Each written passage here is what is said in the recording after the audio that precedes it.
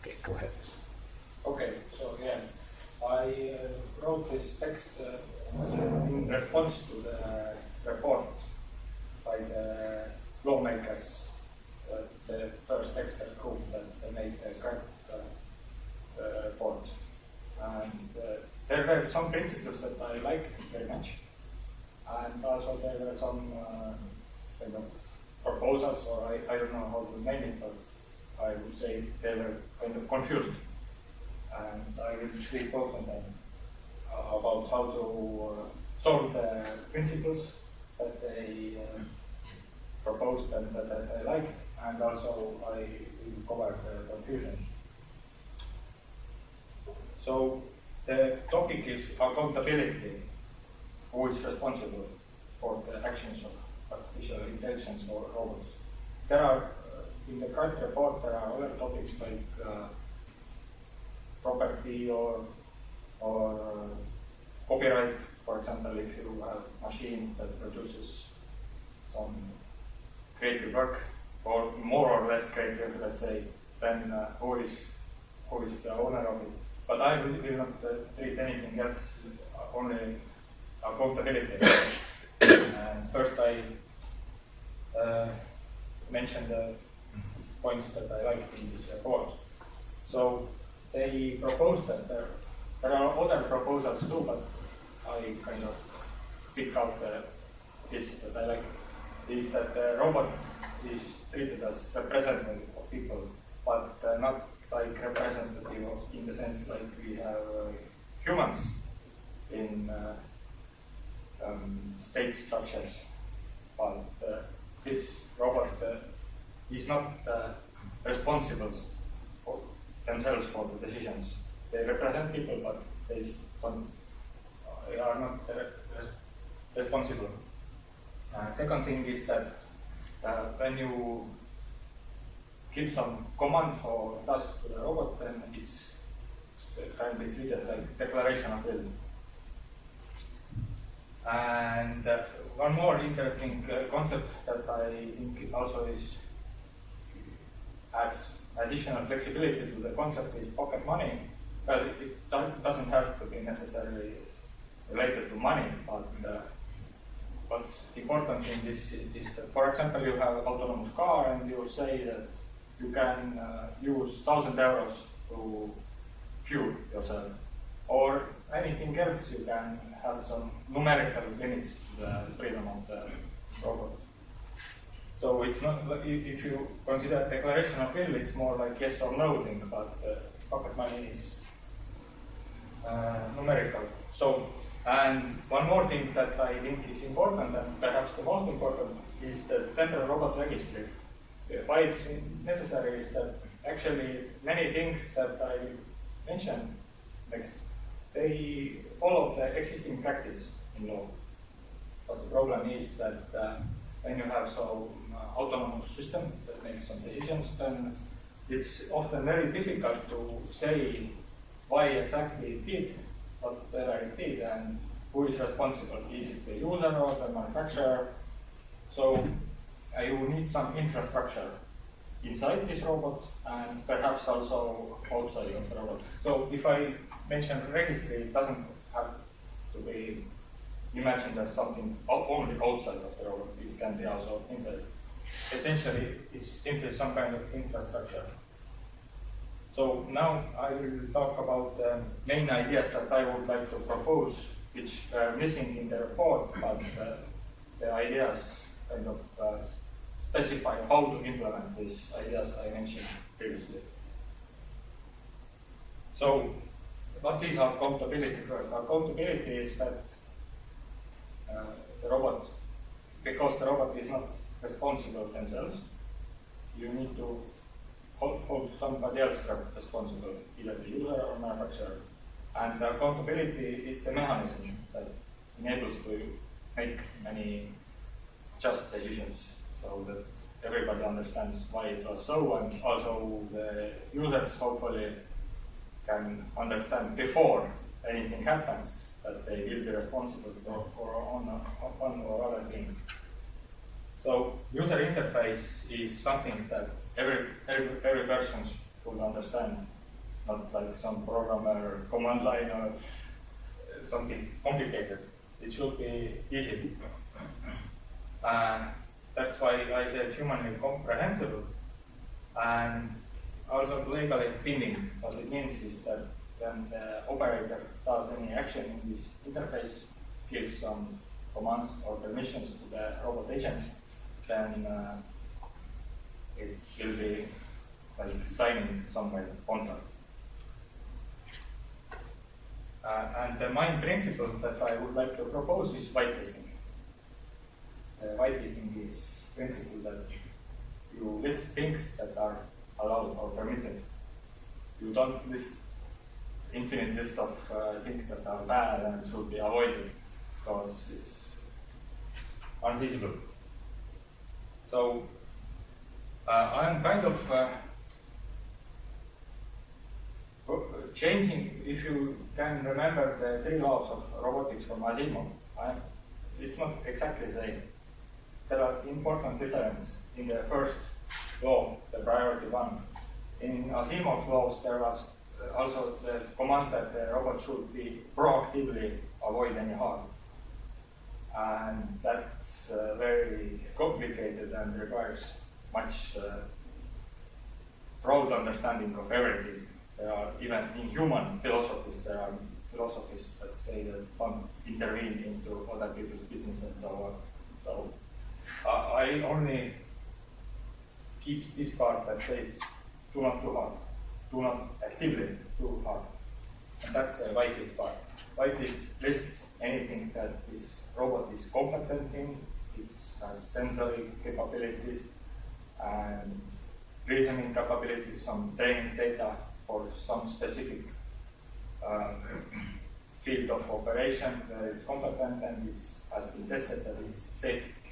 And also it's able to recognize where the environment, where it is safe. Because if it's suddenly in some unknown environment, then it's unlikely that it's still safe. So whitelist specifies things that the robot can do and when it can do them.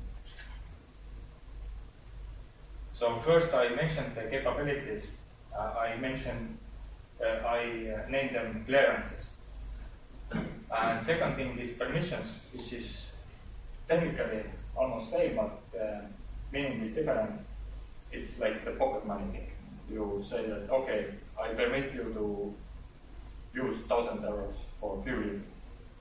Or maybe it's some very smart refrigerator and I say that please order me food that you think that I need and so on. So you specify how much money can be used and also you specify for each purpose. But it's not like command, it's permission. That's the important thing.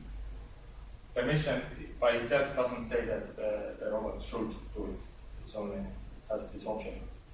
And only priority number 2 is the task-directed rule. For example, I say that go and fuel yourself or order me food or whatever. Maybe it's more intelligent robot and I give some other goal and it automatically generates subgoals. For these subgoals, then it will use these permissions and clearances. So, in this way, the robot is treated as representative. It has permissions and clearances. And now, new thing is that the permissions and clearances are layered.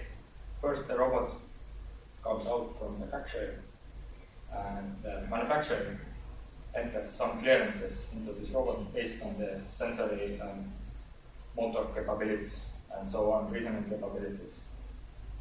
These are only clearances. They are perhaps not even turned on, but they are available for the user.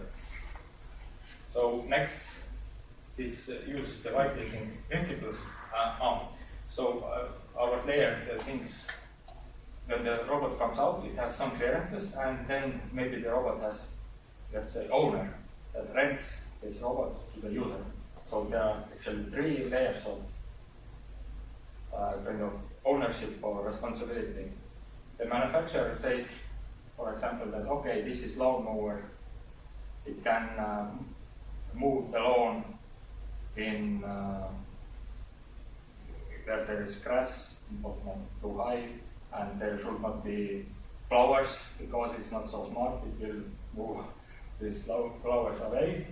So this robot is able to detect whether it's in the lawn or maybe it suddenly enters some street and then it stops because it doesn't have the clearance to operate there. Or maybe the robot enters house and recognizes that it's not clear to operate there. Regardless of what the owner says, owner maybe says, yeah, you can drive everywhere, but if the manufacturer didn't enable this, because the manufacturer knows better where this robot is able to operate, then the robot will still be restricted by the clearances of the manufacturer. So next, the robot maybe has also owner, who is renting this robot, and owner says that, okay, I don't want to enable all the functionalities of this robot, and enables only a couple of functionalities. And finally, it's the user who says that, okay, you can move the lawn in my garden and also in my neighbor's garden. And if you give this permission to move the lawn in the neighbor's garden, then the neighbor will be, it's assumed that the user of the robot has talked to the neighbor before this user gave permission to move the neighbor's garden. So this is all based on whitelisting. And the second important thing that I mentioned is task-directed goals. Why I repeat this concept, task-directed, is there are very broadly two kinds of goals: task-directed goals and unlimited goals, unlimited optimization goals. Task-directed goal is something that you do, and it's at some point it's more or less finished. Maybe it's not perfectly finished, but you will have some diminishing returns, and you can say that, okay, let's stop this. But when you have unlimited optimization goals, like increase the economy or make the profit of the company, then it's unlimited. There is no limit, and unlimited goals are very problematic, so I better avoid them. And the accountability mechanisms, I will talk about more about this user interface data. So about unlimited optimization goals, one more thing is that you can, of course, also have them in this robot, but I would like to treat them like something like third law. They are lowest priority.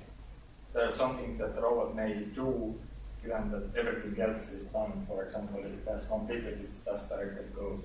Maybe the robot is some factory robot and there is dust flying out around all the time and entropy is increasing all the time, and you say that, okay, if you have nothing else to do, clean up something. But don't go too crazy, because you are restricted by the clearances and permissions. And also, when you have any task-directed goals, then the task-directed goals are of more importance.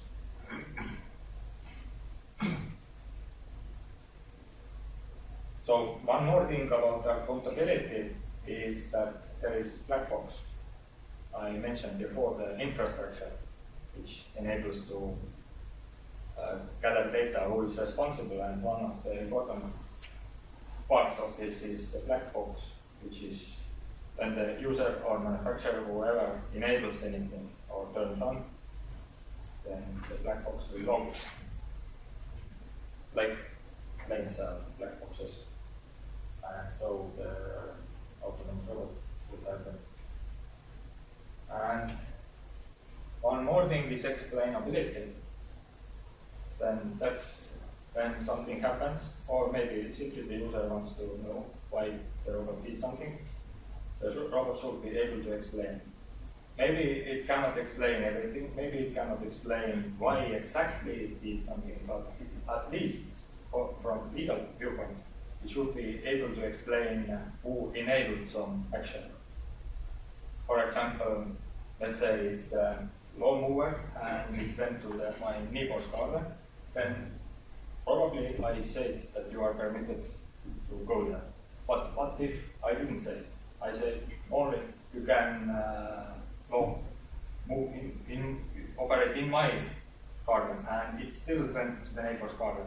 Then perhaps then it's some kind of manufacturer problem. It's a manufacturer specified in which environments it's able to operate, and understand the limits, but it somehow didn't understand. So it's malfunction. I think I will give more explanations or examples later.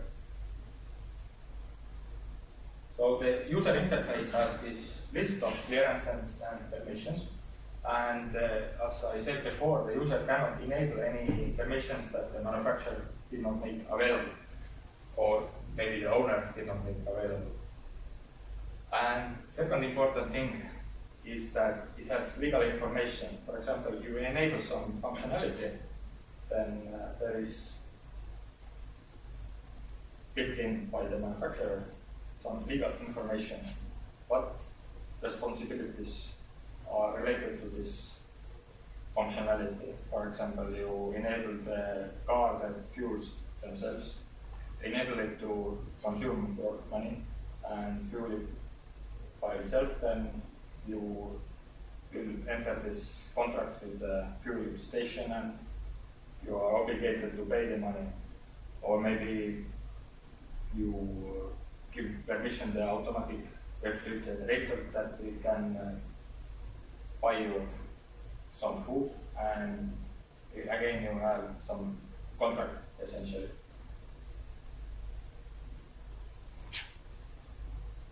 And second thing is training materials, which is also kind of related to legal information, but it's more related to the operation of the robot, so that the user knows what are the limits of this. Maybe there are still some, of course, the manufacturer should build it as robust as possible, but of course, if the user is trying very hard, then it's still possible to break things and confuse the robot. So the training material is presented when the specific functionality is enabled. The point is that humans are poor at remembering lists, and so when you start using some functionality, then you will get this training material, either it's text or video. So you don't necessarily have to watch everything in the start when you don't use these functionalities, but again, at least when you enable the functionality, you watch through this video, and again the black box records that you did watch this, and you cannot say later that, oh, I didn't know. What's interesting about this is that this whitelisting principle is not in use only in technology, in computers, it's also in use in state structure. So in private sector, there is principle that everything that's not forbidden, you can do it, it's allowed. But in public sector, the responsibility is very high, and it's the way around. If you don't have permission for something, then it's forbidden automatically. So the public sector operates on whitelists, and private sector operates on blacklists. And the permissions in public sector again also are given based on the competences or training of the people.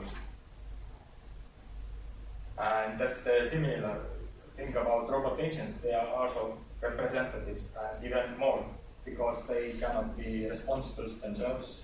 The responsibility risk is somewhat even higher. Similar principle is in use, probably all know, in smartphone applications. You install something and it will ask you what you can do, and it again asks permissions. It doesn't usually ask to forbid anything, because if you don't give the permission, it's automatically forbidden. Facebook applications, similar thing, they ask for permission. If they don't ask for some permission, then it's automatically assumed that you didn't give this permission. And file systems, again, they usually are based on permissions. and it has been tested through time. There is one corner case about autonomous systems where the permissions can backfire even if they are based on whitelisting. So the principle is that they must be generic, and I will explain what that means.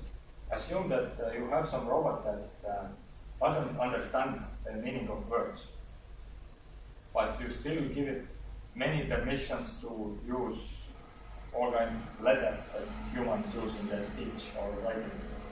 You give permission to use letter A and B and C and so on.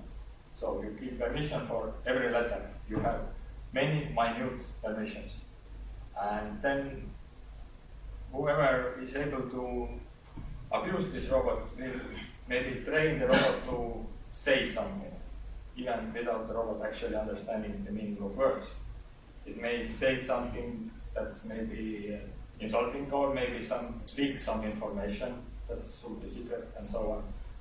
So if you have so many minute but related permissions, then you will eventually have some kind of emergent or composite action from these minute activities that are permitted that might be dangerous. We would have some side effects. So if you cannot give the generic permission, for example, permission for speech, then you should not have these minute permissions either.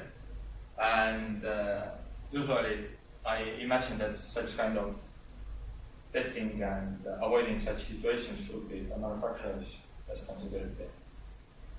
The user should not be confronted with such kind of user interface where the user should think about such kind of problems. The user interface should already be limited so much that there is no possibility that user accidentally enables some interrelated micro-permissions. So what's the use of this? You probably already have seen there was video about copters flying around and shooting people or whatever, the quadcopters. So, but if you have any kind of autonomous system and it assume that it doesn't have any black box, it doesn't have the permissions safety system, then any hacker can use it for some kind of violent purpose as a weapon, essentially, because nobody knows where the robot came from and why it did whatever it did. So that's one of the use of this black box and permission system. The system is so kind of secure that you cannot, the manufacturer has ensured that the robot should not be used in wrong context. And also it avoids legal loopholes. For example, somebody might say that okay, the robot, something that the authors of the CRUD report themselves have been talking for quite a long time, and I find it problematic is that they say, yeah, we want to have these principles that I mentioned in the beginning, that the owners and manufacturers are responsible and the robot is not responsible. But they think that actually that's not possible because the robot will learn because it's autonomous, and therefore still nobody can be held responsible. And I think that this whitelisting principle can also apply to learning. So everybody agrees that this principle can be applied to the planning and thinking process of the robot. But learning is also kind of thinking process. You can set some kind of tolerances or limits to the learning. So the robot is learning only within these limits. Maybe it's some autonomous car and then it learns how to drive, let's say, slightly more optimally. But it should never learn that how to violate the traffic laws. It's something that's out of bounds of learning. There was one example that they gave was that what if the autonomous car learns that it's in the main road? yeah, the human drivers also might learn that it's main road, and one day it's not main road anymore.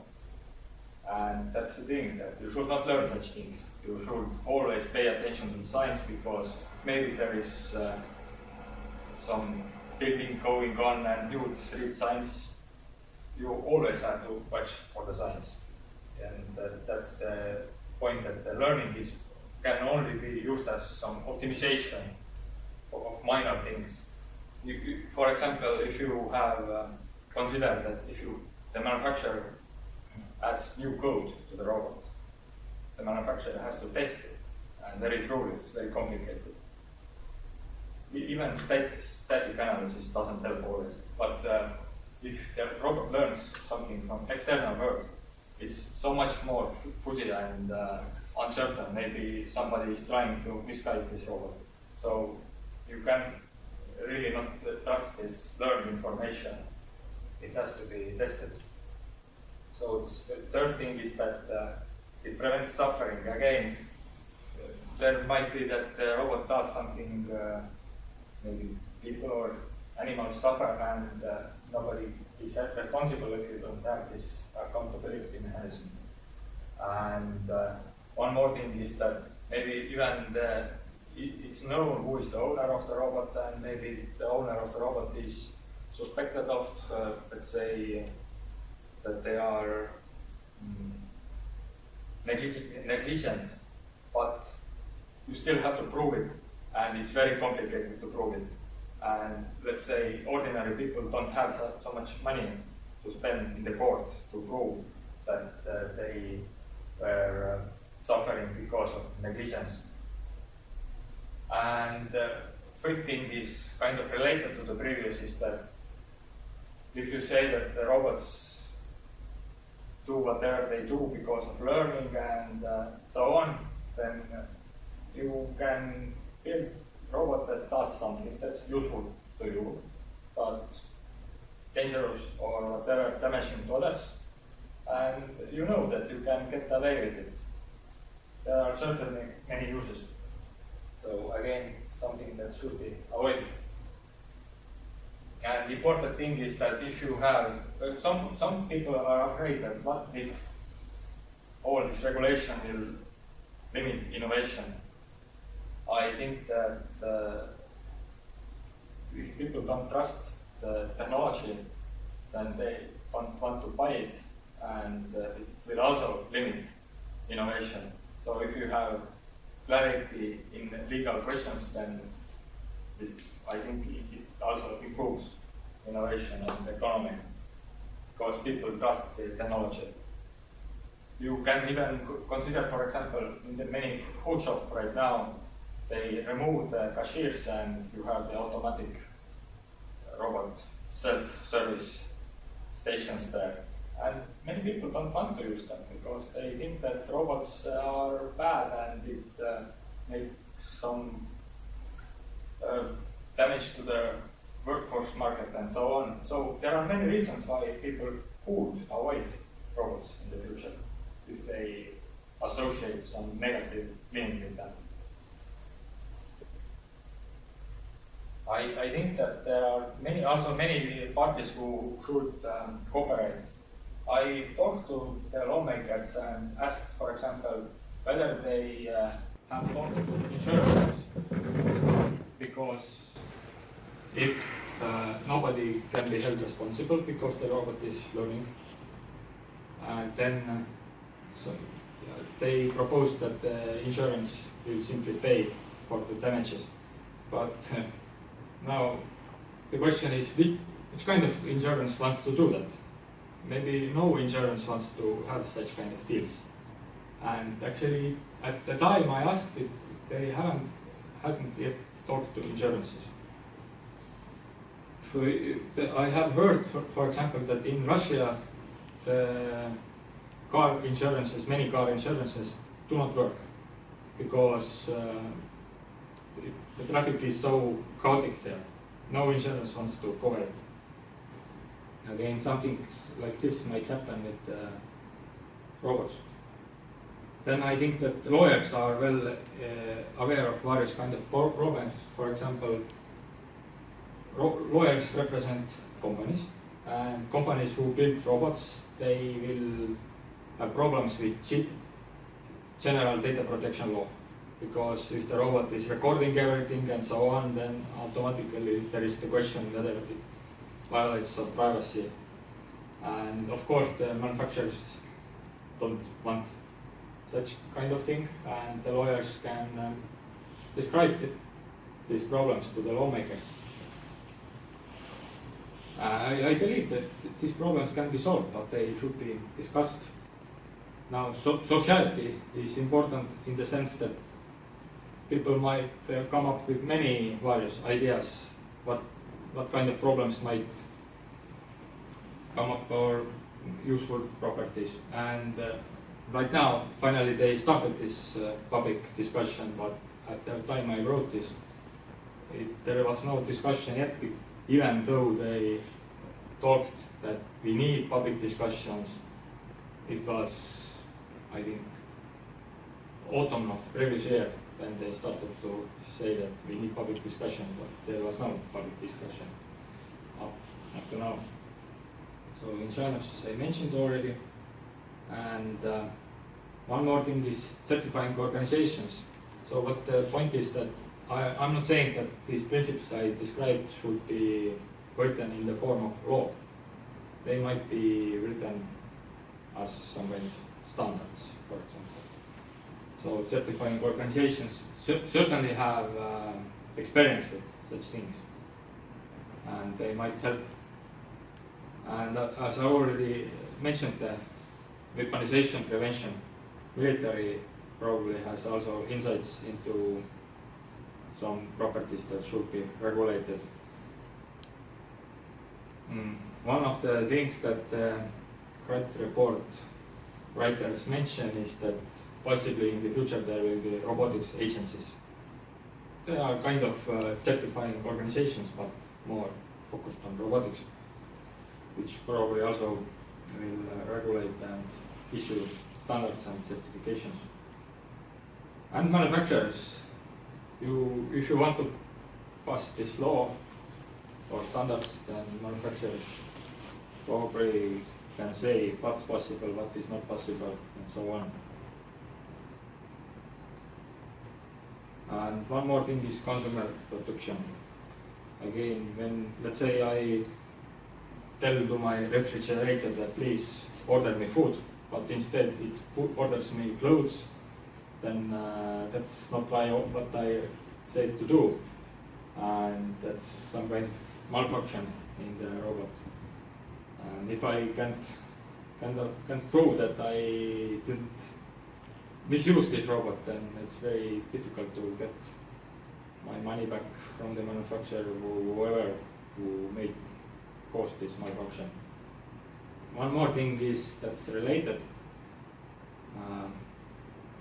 In the computer science, besides whitelisting, is anomaly detection. So let's say it's the lawn mover robot. It's moving low, but suddenly it enters football field or garden. It should detect it, that it's in a different environment, it's not designed to operate there, and it should leave or it should stop operations. So it's kind of related to whitelisting in the sense that anomaly detection is based on the principle that the system recognizes the familiar things and everything else is suspicious.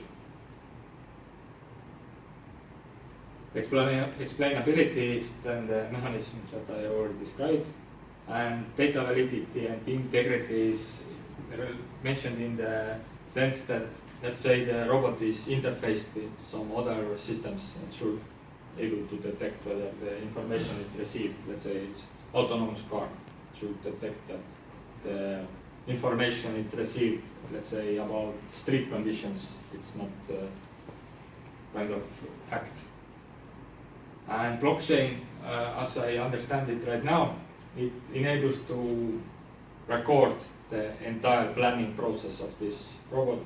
So it doesn't log only the input data and output data, it records the steps that the robot made during the computation. so you can verify what happened. One thing that I think is interesting to mention is Goodhart's law. So it's related to this unlimited optimization goals, but not only. So what the law is, it's originates from sociology. And the law says that when you measure something, you have some goal and you start to measure it, then you can be certain that soon this measure is not good for this goal anymore, somebody will misuse it. And the mitigation is usually that you should have many measures that are kind of related but directed in different directions, and then it's less likely that people will misuse this measure. So with robots it also might happen that if you give very specific goal with one measure, then it will fulfill this measure, but you will regret it because there will be so many side effects, or maybe the measure will be even kind of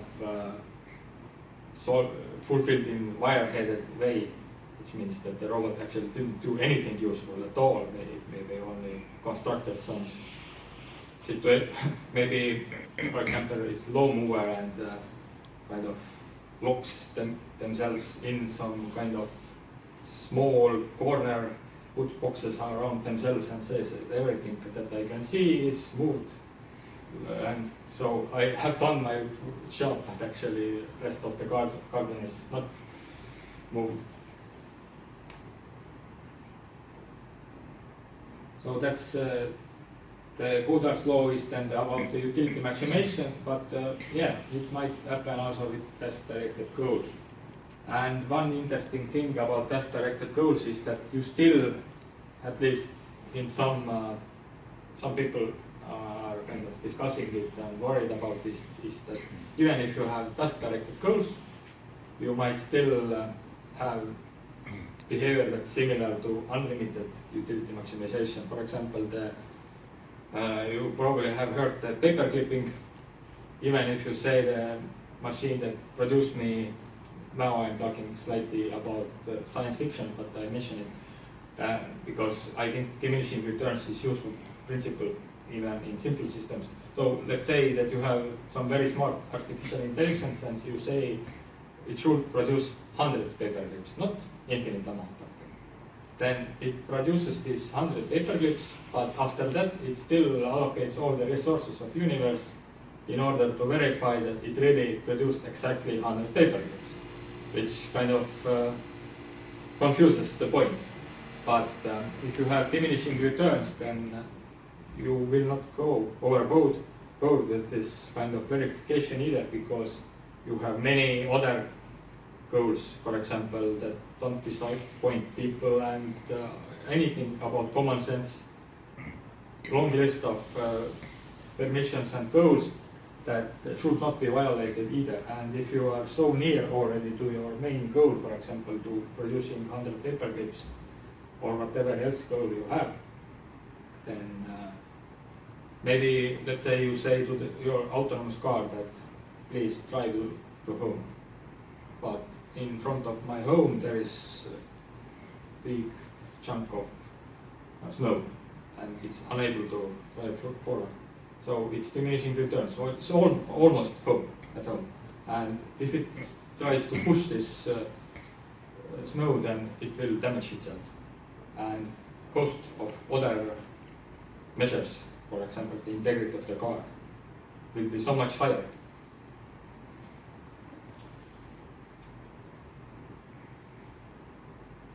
One of the things that I already mentioned briefly is that the manufacturer should specify where is this robot capable of operation safely. And second thing is that there was, in the CRAT report, there was question about how insurances calculate the insurance prices for robots, because they are not humans and they might learn or something, but I'm kind of confused by this. I simply mention it that I think that humans also learn, and still insurances are able to calculate the prices. And also humans follow the, let's say, traffic laws if it's driver, and autonomous car is built to follow traffic laws. So I think maybe if you stumble on this question, you will understand it better, but I think. So I think I already gave many examples. Now, one interesting thing that I found in the CRAT report was that they said that if the robot is able to explain itself, then it's strongly autonomous. Strongly autonomous is something like from science fiction. They define it like that, something that doesn't exist and it's not possible right now. So essentially, they said that explainable robot being able to explain their actions is not possible. But of course, this is wrong, and explainability was something that was kind of completed in very early AI research. So, for example, there was the AI system. I cannot spell it. Sure, that was operating in the pop world, and it has very impressive self-reflection capabilities, but it's not strongly autonomous. That's one of the things that it seems like the lawmakers are not informed about. Then I already explained that they think that when the robot is autonomously learning, then nobody should be held responsible. And they also, again, associate that this learning kind of, that what if the robot learns even more and more, and then it might be also become strongly autonomous, but I think it's again confused. And they mentioned that when the robot is in unusual situations, then it might do whatever. Yeah, of course, I think that there might happen accidents in unusual situations, but if you apply this anomaly detection, then the risk of accidents is much lower, and generally it should be possible to say whether it was manufacturer's fault or user's fault. So I already mentioned that explainability is not autonomy. Also, it's even worse. In the report, they kind of associate this self-reflection capability with consciousness. If the robot is able to, they say in the report that if the robot is able to self-reflect, explain, then it means it's conscious. But then should also be conscious, and I don't think so.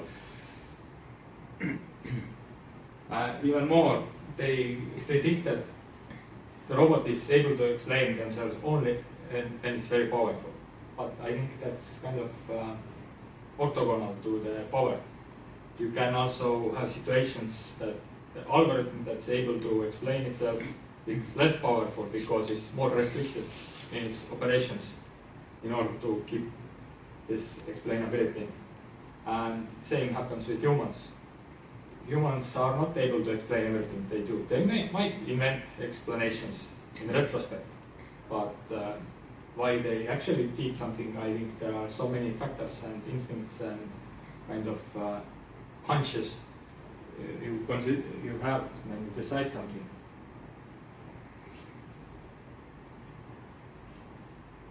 So I already mentioned that the learning can and must be constrained. And there is difference between learning and data gathering. Learning is something that the autonomous robot takes from external world, and the data might be unsafe in some way. But the data gathering is more like when you obtain the information from some source you trust. And as I already said, that learning is almost same as thinking, and it should, when the robot is able to learn, it should not be more unpredictable than when it's only thinking and not learning.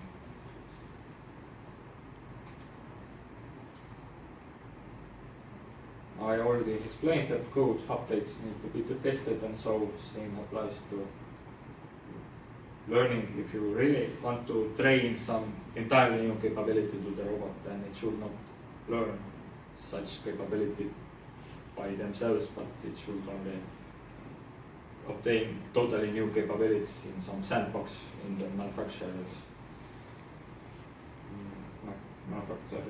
So one more thing about the unusual situation is that even if the robot is unable to detect that it's in some weird situation, that something is different, maybe at first everything is same.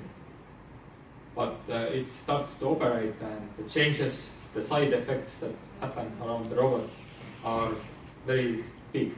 Then what can be applied is the impact minimization, that the robot again detects that the impact of its actions is bigger than some threshold or tolerance it has been specified, and it should stop operations or at least not make the impact bigger. So again, this is both are related to whitelisting in the sense that you specify some tolerances and what can happen safely, and everything else is something suspicious. And all of this is related to the competency.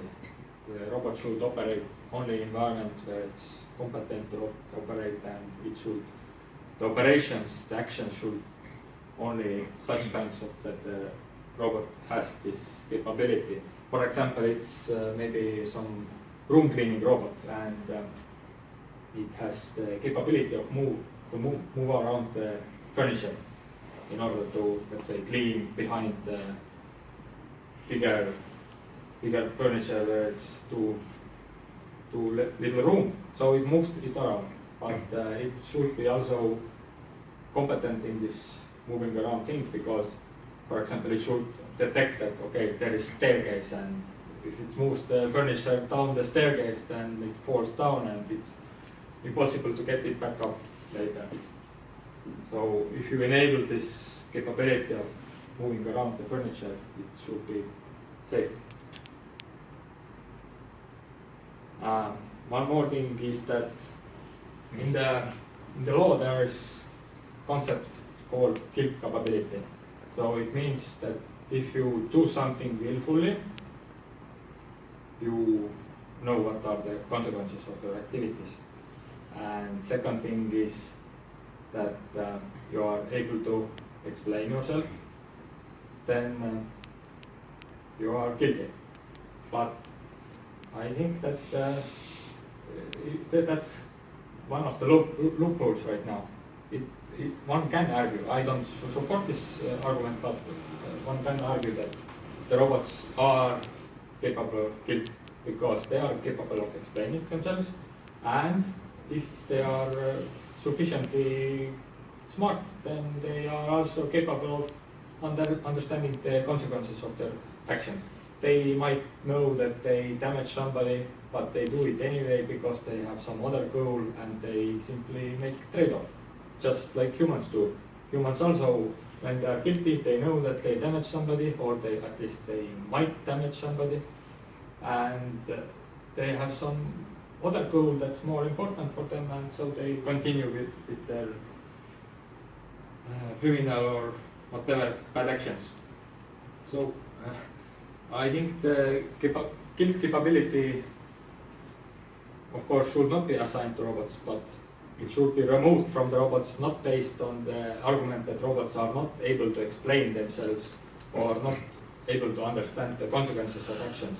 And right now that's the problem, that in the draft report they kind of say that robots cannot be guilty because they can't explain themselves, which is wrong, and because robots are unable to understand the consequences, which is again wrong.